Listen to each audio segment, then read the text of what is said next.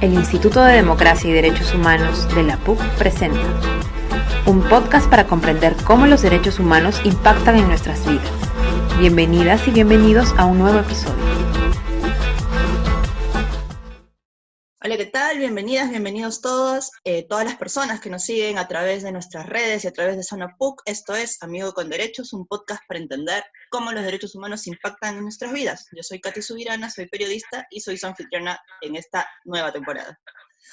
El día de hoy vamos a tratar un tema que también tiene que ver con la pandemia, o mejor dicho, que se ha hecho mucho más visible con el tema de la pandemia, que es el hacinamiento en las cárceles. De pronto mucha gente cree que como ya las personas que están en las cárceles tienen una sentencia, algunos, otros no, pero por alguna razón han llegado ahí, pues no tienen ningún tipo de derechos, y eso no es precisamente la idea de mandar a alguien a la cárcel. Entonces, bueno. Y esta situación, esta pandemia también ha creado un problema porque son muchas las personas que están ahorita hacinadas en los penales que ya se han visto afectadas por esta enfermedad. ¿Qué significa esto? ¿Qué podemos hacer? Para eso estamos con una abogada criminóloga de la PUC y es docente PUC. Su nombre es Lucía Nuño Vero Cisneros. Lucía, mucho gusto, muchas gracias por estar con nosotros hoy día. ¿Qué tal? ¿Cómo estás, Kat? Qué gusto. Bueno, Lucía, cuéntanos, ¿qué hacer ¿por qué tenemos tantos grupos vulnerables en las cárceles? Bueno, la realidad carcelaria no solamente en el Perú, sino primero en América Latina, tiene muchos rasgos en común, y luego a nivel mundial. Es un fenómeno que concentra cierto tipo de población. Efectivamente, por delitos patrimoniales, es una población que puede tener baja escolaridad o problemas de violencia familiar en sus trayectorias de vida. Eso se evidencia en el censo penitenciario, por ejemplo, que se hizo en el Perú hace un par de años. Es prácticamente parte del fenómeno penitenciario tener ciertas poblaciones con ciertas características, menor acceso a servicios de salud. Recién en el 2013 más o menos empezó una política de brindar el aseguramiento público de salud a los detenidos en el Perú. Y estamos hablando de que en el 2013 solamente 15% tenía un seguro de salud, y hemos alcanzado, sosteniendo esa política, ya casi un 80% asegurado. Entonces, efectivamente, concentra una serie de vulnerabilidades y, bueno, como política pública tiene que hacerse un especial énfasis en brindar los servicios adecuados y no generar más vulnerabilización en las poblaciones a través del sistema penitenciario. Claro, pero la gente lo que tiene, o mejor dicho, mucha gente tiene en la cabeza que si ya estás en la cárcel es porque hiciste algo malo y ya no tienes derecho a nada, o no eres una persona a la que se le deba atender en ciertas necesidades básicas, en este caso el tema de la salud. El problema es que hay mucha gente que no está sentenciada también en las cárceles, entonces no podríamos decir que todos son culpables, por un lado. Por otro lado, así lo fueran, no puedes desatender un problema de salud. Y también que entre la población vulnerable encontramos personas con enfermedades preexistentes, encontramos madres, en el caso del penal de mujeres, encontramos personas de edad también. Entonces eso genera un problema extra, ¿no? O sea, no solamente es el problema de salud al que todos nos hemos expuesto, sino son personas con condiciones especiales. ¿Hay alguna normativa que contemple cómo se debe tratar o cómo se debe atender a estas poblaciones más vulnerables? Bueno, en general tenemos que distinguir los problemas, ¿no? Primero, hemos hecho referencia a la cultura que puede ser autoritaria en los países de América Latina con respecto a no brindar mayor énfasis en los derechos de las personas privadas de libertad. También está otro problema, que es cómo funciona el sistema de administración de justicia en el Perú, con sus problemas de generar detenidos por prisión preventiva, etc. Entonces, todos esos problemas se van sumando para generar este hacinamiento y esta crisis que tenemos más agravada en los últimos años. Finalmente, cuando ya tenemos estas situaciones críticas con poblaciones identificadas, tenemos 8% de enfermos con tuberculosis, 8% con VIH, la población de estas centenas de mujeres también, madres, reclusas. Ahí tenemos que cruzar lo que son las reglas mínimas de tratamiento de los reclusos, o sea, los estándares internacionales de derechos humanos, los principios básicos también de tratamiento de los reclusos, con criterios básicos de salud, de servicios de salud, ¿no? Servicios de salud pública. Y existen algunos programas de muy limitado alcance que podrían ayudarnos a eso, a efectivizar lo que las reglas nos dicen a veces muy generalmente, llevarlo a algo más aplicado, es a través de dar los servicios concretos y sus programas de atención a ciertas poblaciones focalizadas. ¿Hay algún protocolo especial para en esta situación de pandemia para atender a personas que han registrado casos o síntomas que parecen tener COVID-19? Actualmente se ha venido aplicando, digamos, en lineamientos, pero el problema ha sido que no se han dado los materiales, digamos, los instrumentos básicos para que se lleven a cabo estos protocolos básicos, que pueden ser muy similares o reforzados a los que se implementan en los servicios de salud pública para la población en general.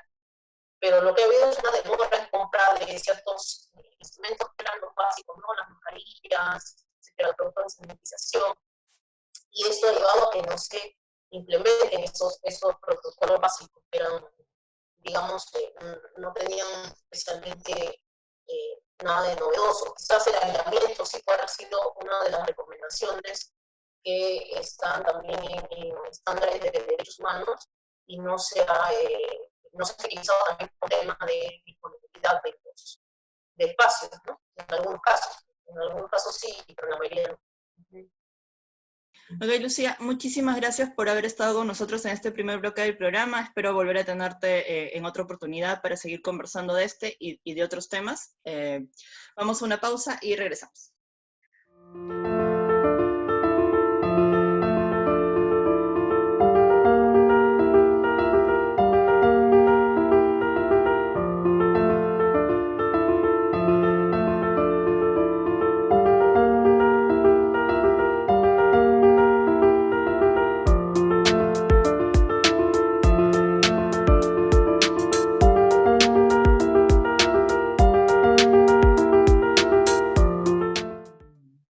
Hola, ¿qué tal? Bienvenidos al segundo bloque de Amigos con Derechos, un podcast para entender cómo los derechos humanos impactan en nuestras vidas. Yo soy Katy Subirana, periodista, y estoy ahora con Rafael Chanján. Él es profesor de la Facultad de Derecho de la PUC, es miembro del Grupo de Investigación en Derecho Penal y Corrupción de la misma universidad y coordinador del área de anticorrupción de IDEPUC. Rafael, mucho gusto, buenas tardes. Mucho gusto, gracias, Katy. Rafael, contigo vamos a hablar de un tema un poco más político, o bueno, no es que nunca deje de ser político el tema penal, ¿no? Pero el tema Keiko Fujimori, el tema Susana Villarán. ¿Podríamos poner ambas situaciones en un mismo saco?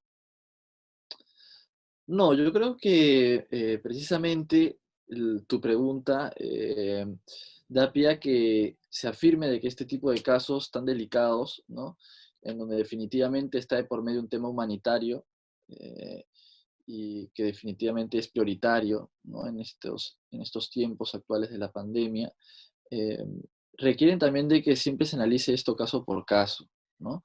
Y precisamente creo que este análisis caso por caso ha hecho que, a pesar de que tanto Susana Villarán y Keiko Fujimori ya no se encuentran recluidas, ¿no? Han sido liberadas, han sido por razones distintas, ¿no? Eso es importante que se sepa, ¿no? Porque, por ejemplo, en el caso de Keiko, la resolución que la ha liberado no ha utilizado un argumento humanitario, ¿no? Es decir, se ha dado en este tiempo en el cual hay muchos pedidos humanitarios por la pandemia y el problema real, ¿no? Y serio que tenemos de hacinamiento en nuestras cárceles, pero no ha sido la razón por la que Keiko se la ha liberado, ¿no? En el caso de Susana Villarán, por el contrario, sí, se valoraron una serie de circunstancias, tanto médicas de ella, ¿no? Como también geográficas de la situación penitenciaria que atravesaba Susana Villarán, para considerar que era mejor que ella siga acudiendo a la justicia y afrente su proceso en arresto domiciliario, ¿no? Pero primero se lo negaron, ¿no? Hubo una negativa al principio. Sí, sí, en primera instancia a ella le negaron el pedido que hizo su defensa para que le varíen esta prisión preventiva, ¿no? Que tenía de 24 meses, pero luego se apeló en la segunda instancia, la sala es la que le ha dado la razón, ¿no? Y le ha variado esta prisión preventiva para que afronte ahora en arresto domiciliario, ¿no? El caso de Keiko está muy, bueno, siempre es muy mediático, ¿no? Y excesivamente, hay demasiados intereses de por medio. ¿Se ha actuado de forma correcta?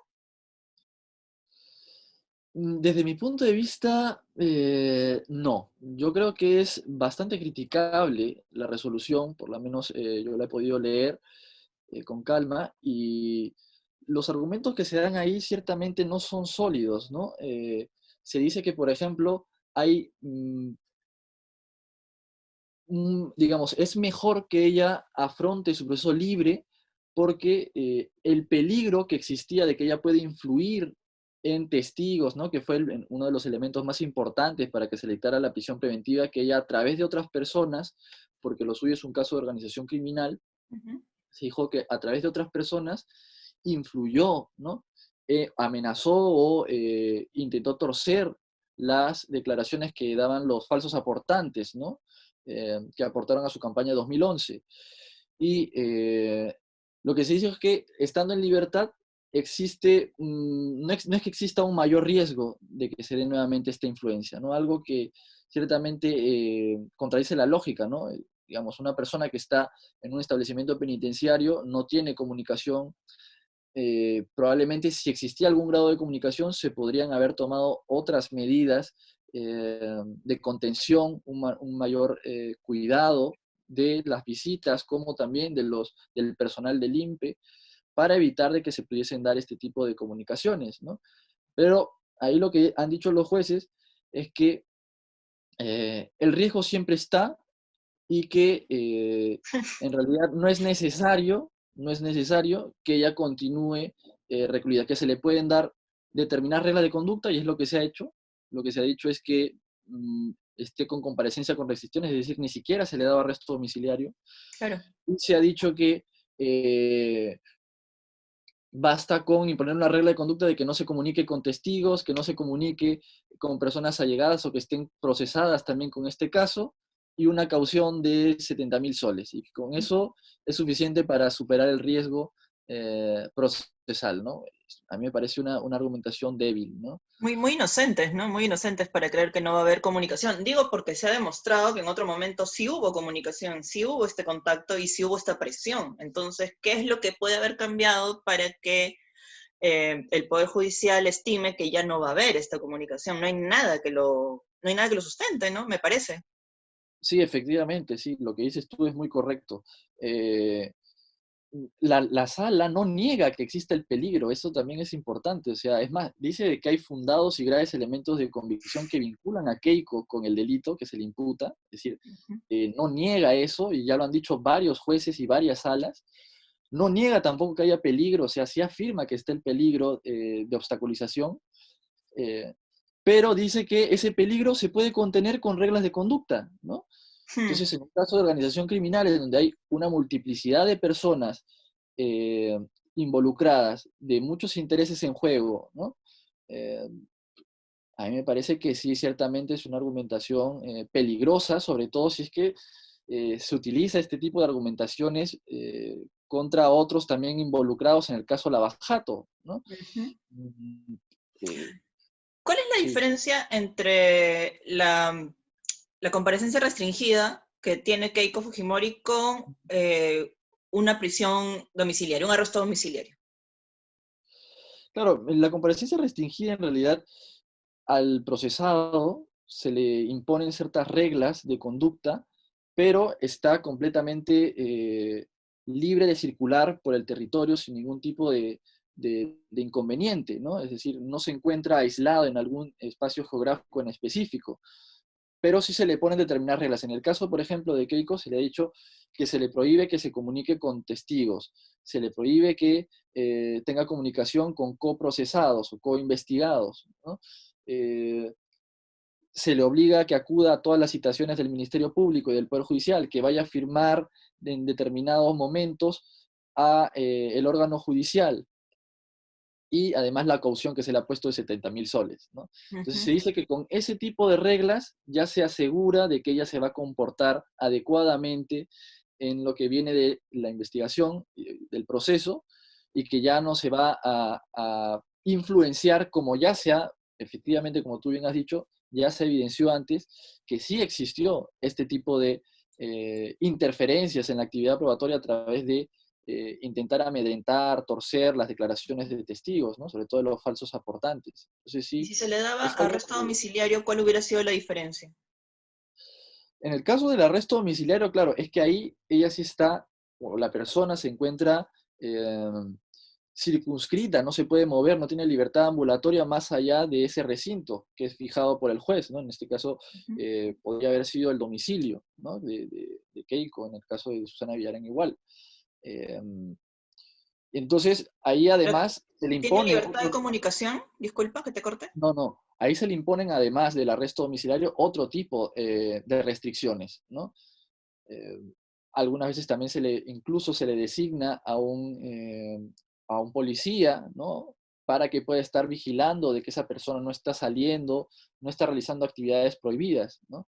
Por el juez. Entonces, también se complementa el arresto domiciliario conjuntamente con otro tipo de medidas de prohibiciones para evitar de que pueda interferir en la actividad probatoria, ¿no? Ese es el caso, por ejemplo, de Villarán. Sí se consideró que, dada su edad, ¿no? Dado sus antecedentes, ¿no? Porque se consideró de que era una persona que tenía lupus, una enfermedad que afectaba su sistema inmunológico, y dado que el INPE emitió un informe en el que dijo de que no podía asegurar de suprimir el riesgo de contagio, ¿no? En el penal anexo de Chorrillos, eso fue valorado por el juez de segunda instancia para decir, bueno, entonces es mejor variarle en aras de salvaguardar su salud y su vida, ¿no? Pero si se compara con Keiko, no, que se sepa públicamente, no tiene ningún tipo de preexistencia o antecedente médico serio, no es una persona de la tercera edad, ¿no? Y hasta donde se sabe, ella no compartía celda, ¿no? Estaba, digamos, en un espacio del penal anexo de mujeres para ella sola. Entonces, el riesgo de contagio para mí me parecía que no ameritaba una variación, ¿no? ¿Será que por eso mismo quizás la sala decide realizar otro tipo de argumentación criticable y liberarla, ¿no? Bueno, Rafael, muchísimas gracias por haber estado con nosotros en el programa.